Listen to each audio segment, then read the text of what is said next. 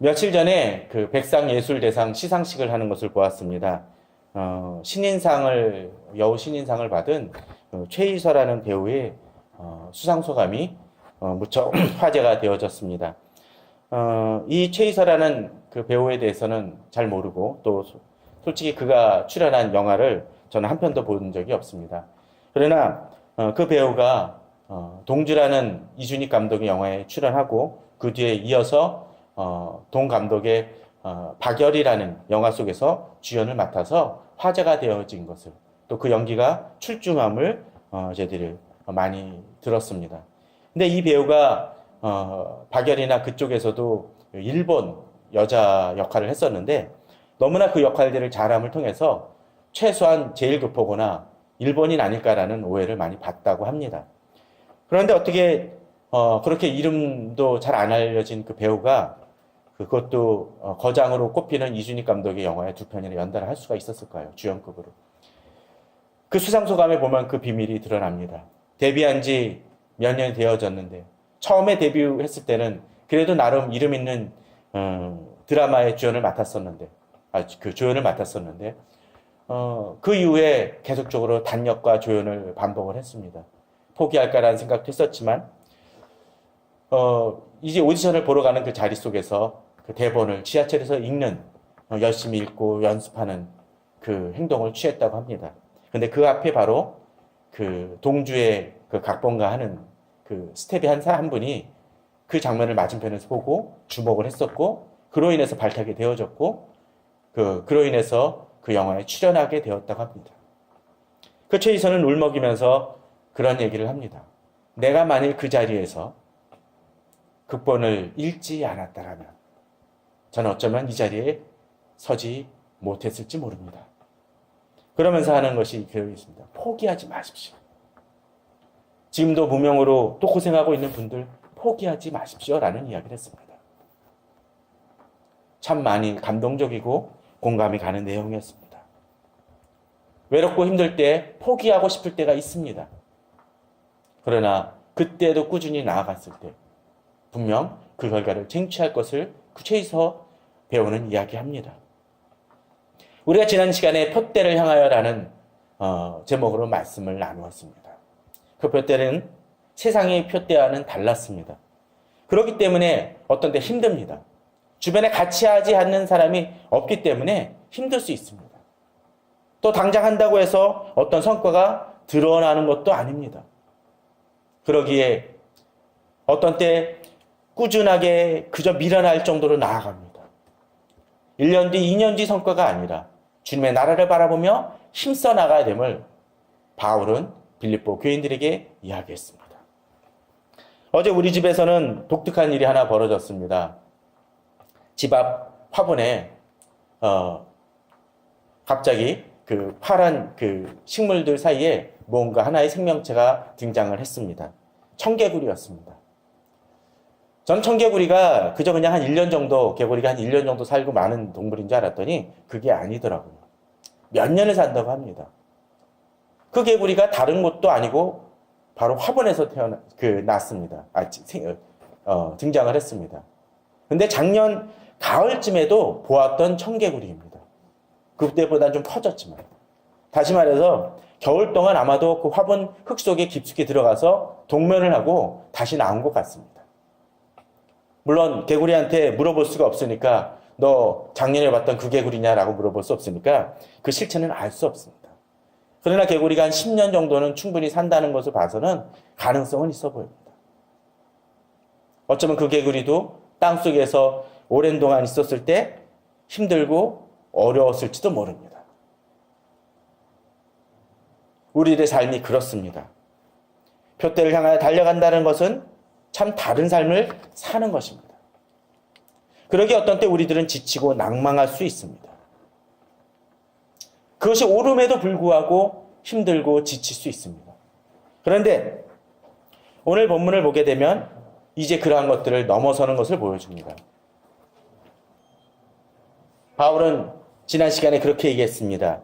내가 이미 얻었다 함도 아니요 온전히 이루었다 함도 아니라 오직 내가 그리스도 예수께 잡힌 바 된 그것을 잡으려고 달려간다라고 되어 있었습니다. 그런데 이제 여기서 한 걸음 더 나아갑니다.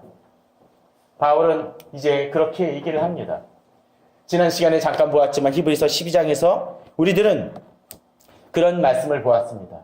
우리에게 구름같이 둘러싼 허다한 증인들이 있으니 모두 무거움과 얽매이기 쉬운 죄를 벗어버리고 인내로서 우리 앞에 당한 경주를 하며, 바로 히브리서 12장에서 얘기하는 여기 증인들은 어떤 것이라고 얘기했습니까? 바로 히브리서 11장에서 등장하는 믿음의 사람들입니다. 이 믿음의 사람들이 달려가서 결국 하나님 나라에 이르고 그들이 이제 증인으로서 나도 그렇게 달려갔노라고 이야기했다라는 것이죠. 격려한다는 것입니다. 지금 우리가 느끼건 안 느끼건 간에 그 증인들이 등장을 합니다. 그들 속에는 어떤 사람들이 있습니까? 히브리서 11장에 보면 그런 사람들이 등장합니다. 어떤 사람들이 있습니까? 아브라함 있죠. 모세 있습니다. 또 누가 있습니까? 사사기 때 기드온, 입다, 삼손 같은 사람들이 있습니다. 그런데 그 사사기에 대한 어느 책을 쓰셨던 어느 외국 학자는 그런 얘기를 합니다. 기드온을 한번 생각해 보십시오. 사사라고 하기에는 좀 미달인 면들이 참 많습니다. 기피했었죠. 삼손은 어떻습니까? 불량 중에 불량인 사사입니다. 입다는 어땠습니까? 사사기를 잘 읽어보게 되면 다른 사사들은 대부분 하나님이 세우시죠. 근데 입다만큼은 사람들이 세웁니다. 뭔가 정통성이라든가 그런 부분에 있어서 문제가 있을 수 있습니다. 그러기에 사사기를 어떤 학자는 그렇게 얘기합니다. 나선형 하강 구조다라고 얘기합니다. 계속적으로 추락하는 모습이라는 거죠. 그런데 히브리서 11장에는 이들을 뭐라고 얘기합니까? 믿음의 사람들이라고 되어 있습니다. 이런 사람들을 세상이 감당치 못하였다라고 되어 있습니다. 우리가 조금씩 달려가면서 우리가 믿음의 경주를 하면서 항상 성공합니까? 실패할 때도 많습니다. 넘어질 때도 많습니다. 그러기에 바울은 자신의 과거를 잊어버리라고 이야기합니다. 그런데 하나님은 이렇게 부족한 이 사사들을 믿음의 일꾼들, 믿음의 인물들이라고 얘기하시고, 그러한 말씀들은 바로 우리들에게도 동일하게 적용된다라는 것을 가르쳐주고 있다는 것입니다. 직장에서 실패할 때 있습니다. 가정에서 실패할 때 있습니다. 목사로서도 부끄러울 때가 있습니다. 그러나 하나님은 우리를 믿음의 주자들, 믿음의 경주를 하는 인물들로 바라보고 계십니다. 그러게 우리들은 지치지 않고 이 표대를 향하여 달려가야 됩니다. 그런데 오늘 본문은 이제 한 걸음 더 나아갑니다. 아까 최이서라는 그 인물을 보면서 그런 생각을 해봅니다. 그가 그렇게 달려가면서 힘들고 지치고 낭망될 때가 있었습니다. 그런데 그렇게 힘들고 지쳤던 이유가 뭘까요? 결과를 알 수 없었기 때문이겠죠. 또 하나 저는 그런 생각을 해봅니다. 그 최이서라는 그 인물이 어쩌면 그처럼 고생하며 꾸준히 나아가면서 어떤 성공한 어떤 배우를 생각을 했다라면 그는 조금 더 견디기 쉬웠을 것입니다. 또 최이서라는 인물이 그렇게 이야기하는 이유가 뭘까요? 자기처럼 고생의 길을 겪었던 이들이 이겨나갈 수 있도록 돕기 위함입니다.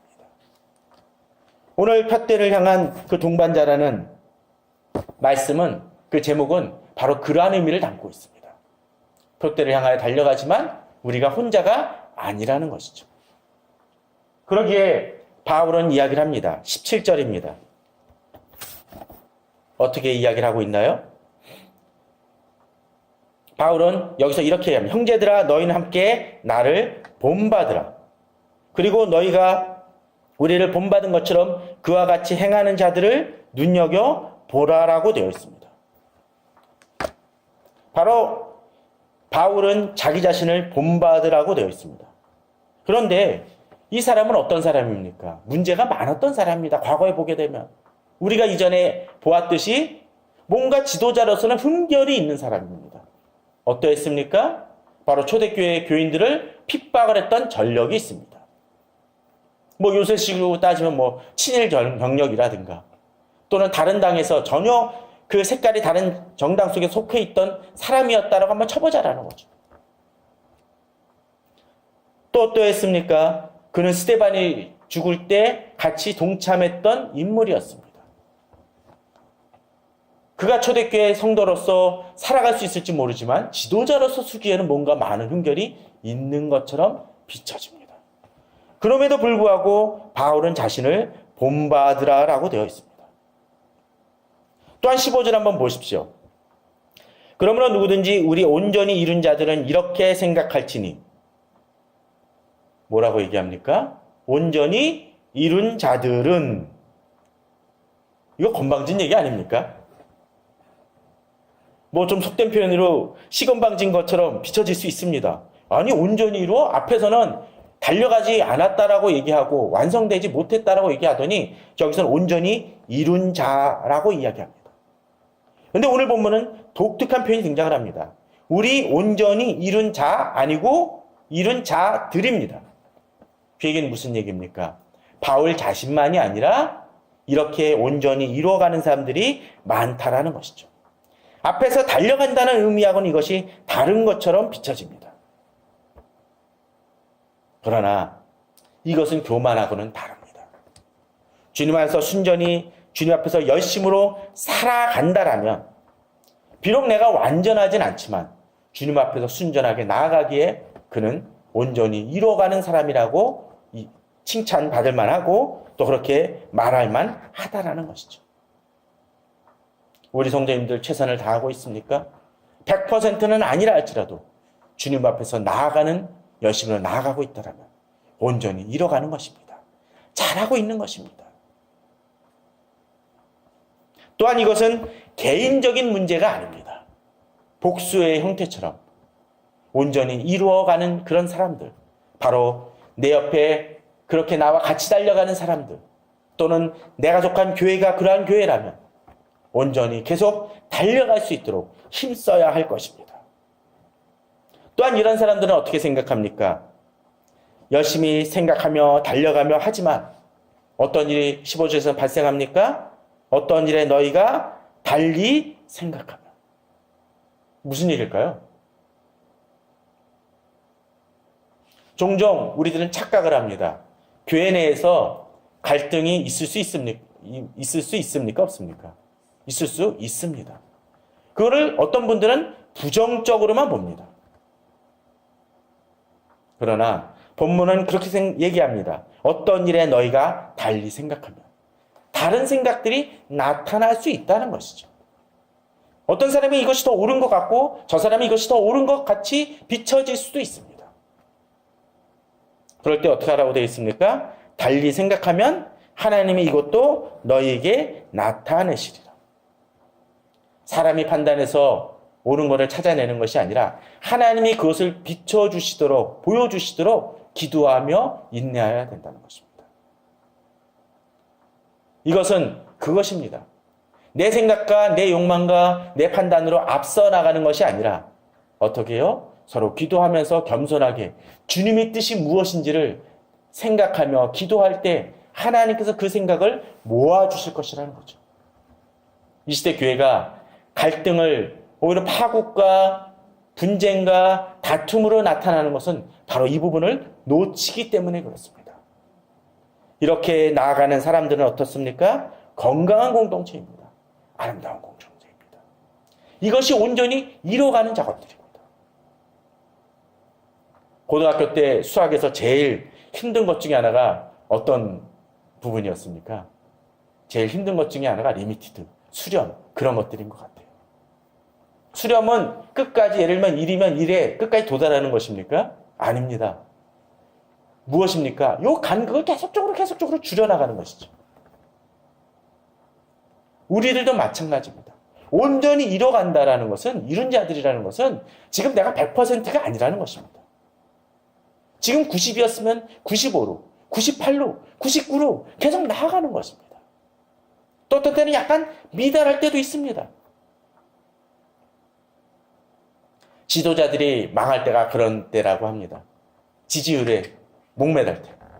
그러니까 지지율에 조금만 떨어지면 긴장하고 이거 어떻게 올릴까 고민을 합니다. 증권에서 다니는 분들에게도 그런 얘기를 종종 듭니다.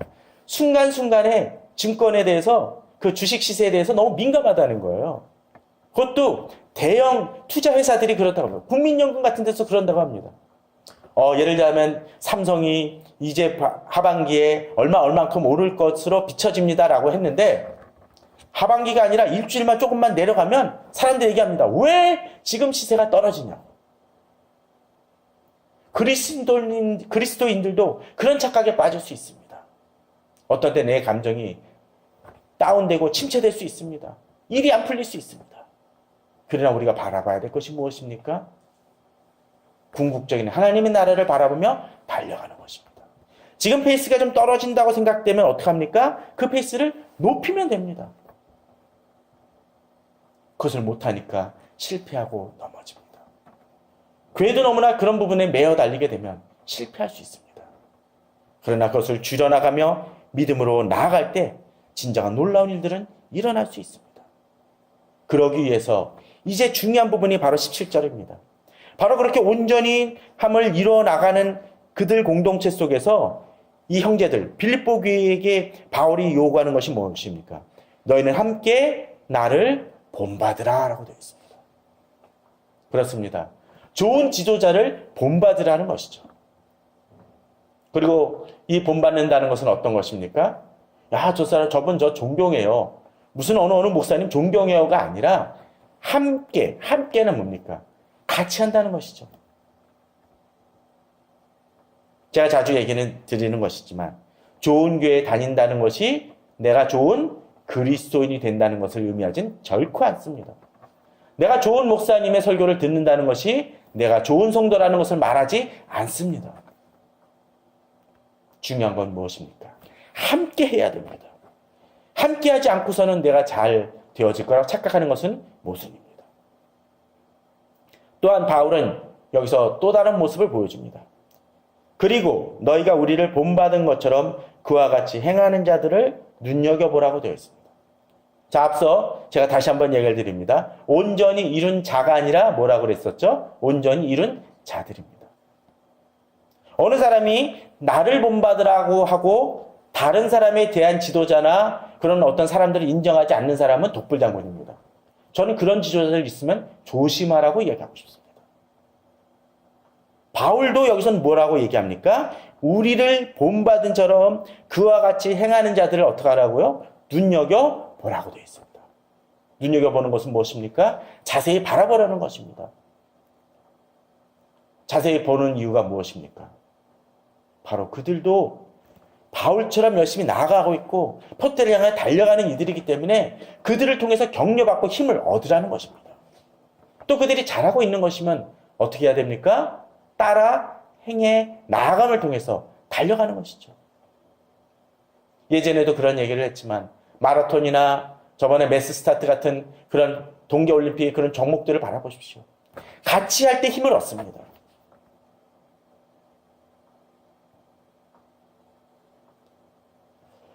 우리가 표대를 향하여 달려갈 때 많이 지치는 이유 중에 하나는 같이 하는 사람을 잃어버리기 때문에 그렇습니다. 표대를 향하여 우리가 같이 달려가며 믿음의 동역자를 얻을 때, 좋은 공동체에 있을 때 우리는 힘을 얻습니다. 그런데 우리는 여기서 한 가지 또 바라봐야 될 것이 있습니다. 18절, 19절입니다. 제가 지난번에 한번 얘기를 드렸죠. 저는 이 구절이 제가 중학교 때인지 고등학교 때 교회에서 처음으로 설교한 본문이라고요. 물론 그 본문하고는 전혀 다르게 이야기를 했지만 저는 이 구절을 그래서 참 인상 깊게 봅니다. 근데 이 구절은 이제 본받아야 될 사람이 있는 반면에 어떤 사람이요? 반대로 본받지 말아야 될 사람이 있음을 얘기해 줍니다. 18절입니다. 내가 여러 번 너희에게 말했거냐. 주지한다는 거죠. 주지시킨다는 것입니다. 안 그러면 자꾸 잊어버린다는 거예요. 자, 이제도 눈물을 흘리며 말 얼마나 간곡하게 얘기하는 것입니까? 그런데 여러 사람들이 어떻게 하고 있습니까? 그리스도의 십자가의 원수로 행하느니라. 자, 한 가지 여기서 퀴즈라면 퀴즈를 한번 얘기를 드려보죠.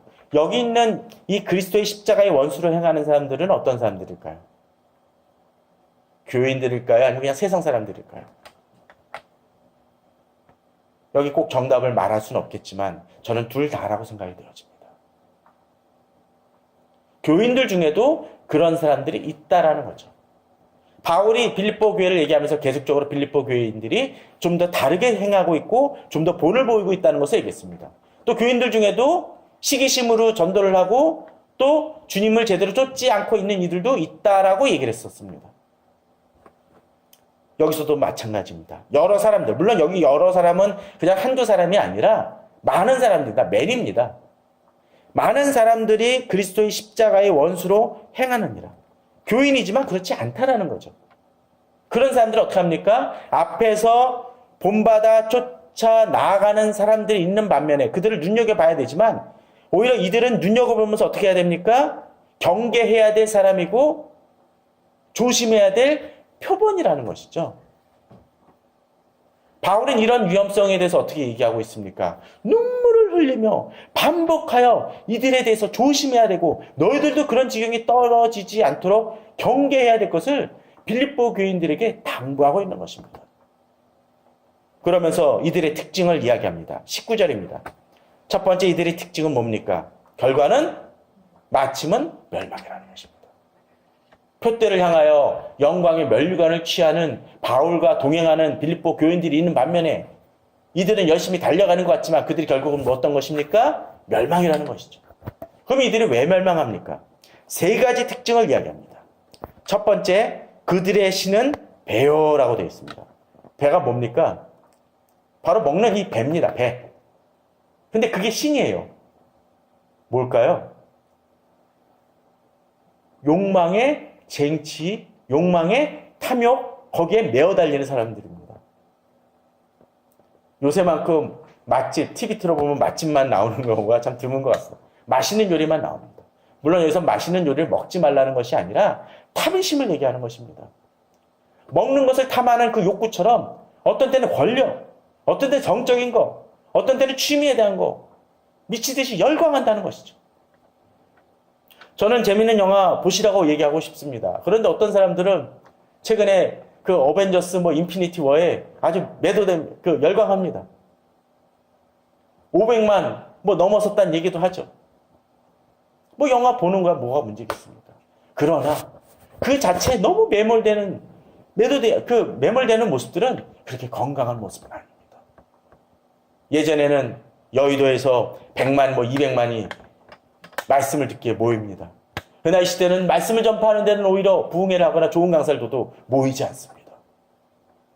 진리에 대한 탐구가 식어버렸다는 것입니다. 오히려 그들의 욕망을 위해 나갑니다. 먹기 위해서는 어떤 형태로 나갑니다. 먹기 위해서 어떤 때는 다른 나라 가는 사람들도 있고 먹기 위해서 두세 시간을 걸쳐서 달려가고 한두 시간을 기다리는 사람들도 있습니다. 그러나 말씀에 대한 열망은 그런 것이 없습니다. 어떤 것을 특별한 물건을 사기 위해서 어떤 사람들은 어떻게 합니까? 막 며칠을 어떤 물건 그 가게 앞에서 기다리는 사람들도 봅니다. 그러나 말씀을 기다리기 위해서 그런 사람들은 참 드뭅니다. 말씀을 듣기 위해서 제일 앞자리를 차지하기 위해서 달려오는 사람들은 오히려 드문 시대에 살고 있습니다. 바로 그걸 얘기합니다. 그들의 신은 배요. 두 번째 무엇입니까? 그 영광은 그들의 부끄러움에 있다고 되어 있습니다. 우리는 어떤 것을 실수하고 뻔뻔히 고개를 쳐드는 사람들에게 뭐라고 얘기합니까? 부끄러운 줄 아세요? 라는 얘기들을 합니다. 참 이 시대는 부끄러움을 모르는 시대입니다. 오히려 그렇게 부끄러움을 짓을 해놓고도 당당한 사람들이 참 많습니다. 조금만 지나면 잠깐은 미안한 듯 하다가 돌아서는 사람들을 바라봅니다. 지금 우리가 이루고 있는 것이 무엇입니까? 그 영광이 정말로 혹시 우리들의 부끄러움은 아닙니까? 부끄러운 짓에 해당되는 일을 하고도 당당하게 행하고 있지 않습니까? 가끔 바람피는 남편들에 대한 얘기나 그런 사람들에 대한 얘기를 상담을 하다 보면 그렇습니다. 부인이 어떤 것에 대해 따지기 시작을 하면 남편이 당당합니다. 뭐 어때서? 왜? 내가 돈 벌어다 주는데.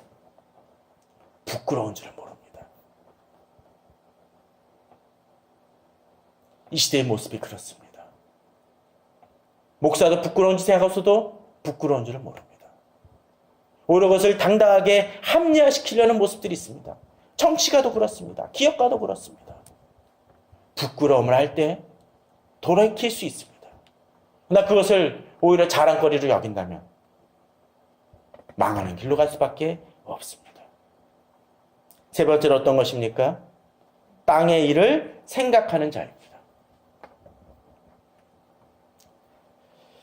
이 시대에 땅의 일을 생각한다는 건 무엇입니까? 땅만 바라본다는 거죠. 땅에서 얻을 것들만 채웁니다. 당장에 썩을 수 있는 그런 것들 외에 또 집착하며 살아갑니다. 하나님 나라를 바라보지 않습니다. 그러나 우리는 주기도문을 기억합니다. 주기도문에 한 구절이 어떤 것이 있나요? 기억하십니까? 뜻이 하늘에서 이루어진 것 같이 땅에서도 이루어지이다. 하나님 나라의 전망을 바라보는 사람들은 다릅니다. 이 시대의 많은 그리스도인들은 땅에서의 뜻이 하늘에서도 이루어지길 바랍니다. 그러니까 땅에서 얻는 모든 축복이 하나님께서 주시는 모든 축복으로만 생각을 합니다. 물론 땅에서 이루어지는 거 잘 된 겁니다. 그러나 그 고난 속에서 하나님께서 이루시는 놀라운 일들을 외면하고자 합니다. 땅의 일을 생각하는 자들은 하늘을 바라볼 수 없습니다. 요새 그런 건 많죠. 사고 많이 나는 일들 중에 어떤 것이 있습니까? 휴대폰 보다가 넘어지거나 교통사고 나는 경우들도 많이 있다고 합니다. 휴대폰을 보면 어떻습니까? 휴대폰 요구야 요 반경 정도밖에 못 봅니다. 제가 예전에 대학교 때 그 호랑이 탈을 한번 써봐서 합니다. 호랑이 탈을 써보면 요 앞이 안 보입니다. 넘어질 수밖에 없죠. 예전에 어느 예능에서도 그런 것이 등장을 했었죠. 고가를 만들어 놓고 여기만 구멍을 뚫습니다. 반대로 보는 게 아니라 조금만 구멍으로 바라보니까 요 앞에 사람이 있고 조그만 한 10m 정도의 사람이 있어도 모릅니다. 왜? 시야가 좁아졌기 때문에 그렇죠. 하늘을 바라볼 때 진정으로 비가 올지 천둥이 칠지를 압니다. 땅만 바라보는 사람들은 한계가 있습니다. 바로 그들이 어떤 사람들입니까? 바로 결국은 그리스도의 십자가의 원수로 행하는 자들이라고 되어 있습니다. 그런 이들을 본받지 말라고 되어 있습니다. 아니 혹시 내가 이미 그런 속에 본받는 것이 아니라 동참하고 있는 것은 아닌지 생각해 봐야 될 것입니다. 그러면 우리가 왜 그렇지 말아야 됩니까? 바로 오늘 마지막 구절인 20절과 21절입니다. 그러나 우리의 시민권은 어디요? 하늘에 있는 자라는 것입니다. 그에겐 무엇입니까? 우리는 이 땅에 속한 자가 아니라 하나님께서 주신 주민등록증을 갖고 있는 사람들이라는 것입니다. 그럼 이 세상에서 당당해야죠. 강대국은 어떻습니까? 강대국 시민들은 어디 가도 당당합니다. 당당하게 요구를 해요. 그러나 정말 이름도 모르는 그 나라 시민권을 그 여권을 갖고 있으면 어떻습니까? 미안한 얘기지만 어떤 때는 사람들이 무시할 때가 있습니다. 저는 그렇다고 차별하자는 얘기를 하는 것이 아니라 그것이 시대의 모습이라는 것이죠. 그럼 하늘나라 특권과 시민권을 갖고 있다면 어떻게 해야 됩니까? 당당해야죠. 왜 그렇게 그리스도인들이 자신감이 없는지 모르겠습니다. 자, 거기로부터 구원하는 자 곧 주 예수 그리스도를 기다리노니 그는 만물을 자기에게 복종하게 하실 수 있는 자의 역사로 우리의 낮은 몸을 자기 영광의 몸의 형체와 같이 변하게 하시리라. 그렇습니다. 우리 주님은 나의 몸을 변하게 하십니다. 지금 내가 가진 것이 없습니까? 권력이 없습니까? 부족합니까? 그러나 하나님은 나를 변화시키셔서 영광의 몸의 형체로 바꾸실 것입니다. 저는 우리 성도님들이 그러한 마음으로 표대를 향하여 달려가시기 바랍니다. 우리는 자주 100m만 바라봅니다. 아닙니다. 우리는 표대를 향하여 달려가야 됩니다. 잠깐 나보다 앞서가는 이들에 대해서 집착하지 마십시오. 또 잠깐 편법을 사용하여 달려가는 이들에 대해서 부러워하지 마십시오. 우리가 주님 앞에서 함께 협력하여 내 옆에 있는 지체들과 달려갈 때 주님은 우리에게 분명히 상급을 주시고 면류관을 씌워주실 것입니다. 그러한 믿음으로 승리하시고 또 그렇게 가정을 이끌어 가시고 이 세상을 살아가심을 통해서 주께로부터 칭찬받으시는 우리 성도님들 되시기를 주님의 이름으로 축원합니다. 다 같이 기도하시겠습니다.